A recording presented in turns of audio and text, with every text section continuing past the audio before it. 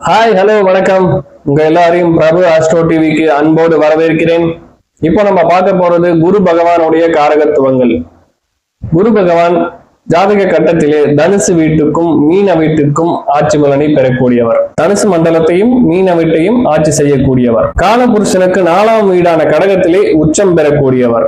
காலபுருஷனுக்கு 10ஆம் வீடான மகரத்திலே நீசம் அடையக்கூடியவர். உறவு முறைகளில் குருதான் குழந்தையை குறிக்கக்கூடிய கிரகம், மூத்தவர்களை குறிக்கக்கூடிய கிரகம், ஞானிகளை குறிக்கக்கூடிய கிரகம். குரு என்றால் மரியாதை, நல்ல குணம், பொறுமையான மனிதர். பொறுமை, நிதானம், அன்பு இவை அனைத்தும் குருவுக்குரிய அம்சங்கள். புத்திரக்காரகன், தெய்வ பக்தி, ஆண் கிரகம். குருதான் தனக்காரகன் என்று அழைக்கப்படக்கூடியவர். உலோகத்திலே தங்கத்தை ஆட்சி செய்பவர் குரு. தெய்வ வழிபாடு குரு பகவான் தான் தெய்வ வழிபாடை ஒருவருக்கு நல்முறையில கொடுப்பார். ஒருவருக்கு பெரும் பணம் சேர வேண்டும், பெரும் செல்வம் சேர வேண்டும்னா குரு நன்றாக அமர வேண்டும். தேவகுரு, பிரகஸ்பதி, வியாழன், அந்தணன், பிராமணன், ஆசான், ஆசிரியர் இப்படி ஏனைய பெயர்கள் கொண்டு குரு பகவான் அழைக்கப்படுவார். குருவும் ஒரு ராஜகிரகம். குரு, சூரியன், சந்திரன் இவை மூன்றும் ராஜகிரகங்கள். சூரியன் டாமினேட் பண்ணக்கூடிய ராஜகிரகம். குரு பக்குவமாக ஒரு தன்மையோடு அரவணைத்து அன்பாக வழிநடத்தக்கூடிய தலைவன். ஒரு ஜாதகத்திலே குரு தான் அந்த ஜாதகரை குறிக்கக்கூடிய கிரகம். குரு நல்லா இருந்தார்னா அந்த ஜாதகர் எப்படியானாலும் நல்ல நிலைமைக்கு வந்துடுவார். ஒரு பெண் ஜாதகத்திலே குரு நன்றாக இருந்தால் அவர் கணவர் நன்றாக இருப்பார். ஆசிரியர் தொழில், படிப்புத்துறை இது எல்லாமே குருவை சேர்ந்ததாக இருக்கும். உணவு முறைகளிலே கொண்டக்கடலை குருவை குறிக்கும். நிறங்களிலே மஞ்சள் நிறம் குருவை குறிக்கும். குரு என்பது முழு சுப கிரகம். அது ஒரு ஆண் கிரகம். குரு எந்த இடத்தில் இருந்தாலும் அந்த இடத்தின் பலனை மிகுதியாக கொடுப்பார். அவர் பார்வை பெறும் இடங்களின் பலன்களை மிகுதியாக கொடுப்பார். குருவுக்கு 5ஆம் பார்வை, 7ஆம் பார்வை, 9ஆம் பார்வை என்று 3 விசேஷ பார்வைகள் உடையவர்கள். குரு பகவான் லக்னத்திலே திக்பலம் அடையக்கூடியவர். பேக்கரி தொழில் இது குருவுக்கு உரிய தொழில். இனிப்பு குருவுக்கு உரிய தொழில். வெள்ள மண்டி அது எல்லாமே குருவுடைய தொழில்கள்ல. சந்தன மரம், சந்தனம் வச்சு தொழில் செய்யறது இவங்க எல்லாமே குருவுடைய அம்சத்தில் இருந்து வரக்கூடியவர்கள். ஆன்மீகம், ஒருவர் ஆன்மீகத்துல ஈடுபடணும்னா குருவுடைய அம்சம் இருந்தாதான் ஒரு ஆன்மீகத்துல ஈடுபட முடியும். இப்போ குரு எந்த வீட்டுல இருந்தா எப்படி பலன் கொடுப்பார்னு பார்க்கலாம். லக்னத்திலே குரு திக்பலம் அடைவார். குரு லக்னத்துல இருந்தானா அந்த ஜாதகர் சிறப்பாக இருப்பார், அரசனை போல இருப்பார். அந்த ஜாதகருக்கு அனைத்து நற்குணங்களும் உண்டு. பொறுமையா இருப்பார், நிதானமா இருப்பார், அனைவர் மேலும் பாசமாக இருப்பார், நல்ல வருமானம் உடையவர், பெரும்படம் ஈட்டக்கூடியவர். குரு 2ஆம் இடத்திலே தனக்காரகனே தனத்தில் அமரும் போது சிறப்பான அருமையான கோடீஸ்வர யோகம் இவருக்கு உண்டு. குடும்பம் சுபிட்சமாக இருக்கும். இவர் குடும்பத்தில் ஆண் வாரிசு கண்டிப்பாக இருக்கும். குரு 3ஆம் இடத்திலே அமர்வது என்பது இவர் செய்யும் முயற்சிகள் அனைத்தும் பலன் கொடுக்கும். கண்டிப்பாக சமுதாயத்திலே புகழ்மிக்க மனிதராக வருவார், பதவி பெற்ற மனிதராக வருவார். ஏன்னா குரு அரசனான கிரகம், நீதியான கிரகம், அமைச்சரை போன்ற கிரகம். அதனால் 3ஆம் இடத்தில் குரு இருப்பவர்கள் கண்டிப்பாக ஒரு அமைச்சரை போன்று வாழக்கூடிய தகுதியை பெறுவார்கள். 4ஆம் இடத்திலே குரு இருக்கும் போது ஜாதகருடைய தாயார் சிறப்பாக இருப்பார். இவருக்கு கண்டிப்பாக வீடு, வாகனம், வண்டி எல்லாமே உண்டு. குரு 5ஆம் இடத்திலே இருப்பது என்பது ஒரு ஆண் குழந்தையை கண்டிப்பாக கொடுக்கும். பூர்வ புண்ணியம் கண்டிப்பாக இவருக்கு நற்பலன்களை கொடுக்கும். அதாவது குரு என்பது புத்திரக்காரகன். 5ஆம் இடத்திலே குரு இருக்கும் போது ஆண் குழந்தையை கண்டிப்பாக கொடுப்பார். ஆனால் பூர்வ புண்ணியம் வழியாக வரக்கூடிய சொத்துக்களை நமக்கு கொடுக்க மாட்டார். அந்த விஷயத்தில் நம்மை துரதிருஷ்டசாலியாக வைத்து விடுவார்.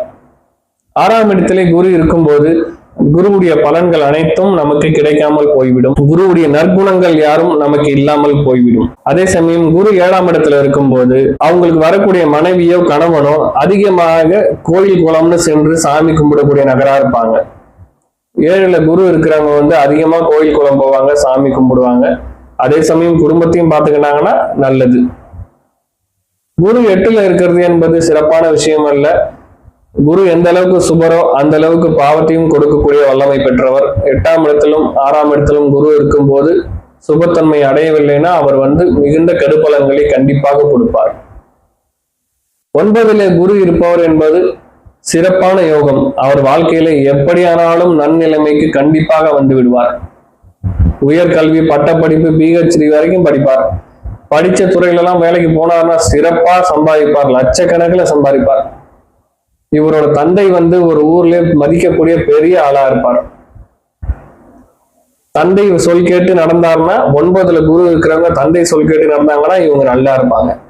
குரு 10ல இருக்கிறது என்பது குரு சம்பந்தமான தொழிலை செய்யும் போது, குரு சம்பந்தமான வேலைக்கு போகும்போது நமக்கு வருமானத்தை கொடுக்கும்.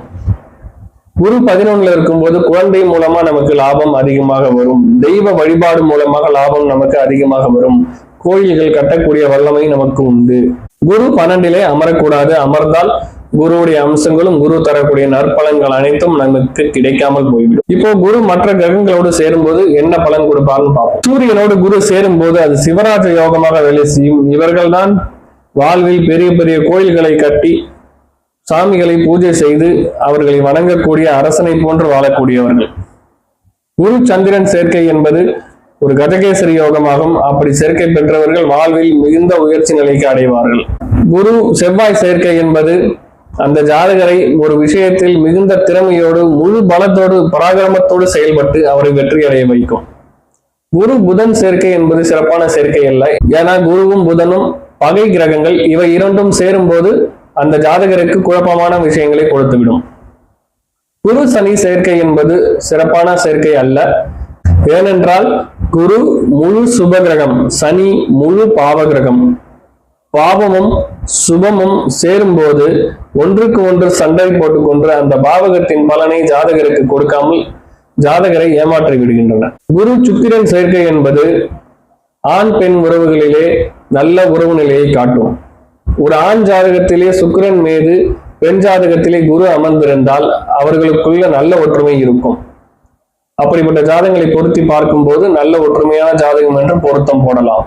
ஆனால் ஒரே கட்டத்தில் குருவும் சுக்கிரனும் சேர்ந்து அமர்ந்திருக்கிறார்கள் என்பது உறவு முறைகளிலே குழப்பத்தை கொடுத்துவிடும். ஆனால் செல்வ வழியிலே பெரும் பணத்தை ஈட்டுவார்கள். சுக்கிரன் செல்வக்காரகன், குரு பெரும் செல்வக்காரகன்.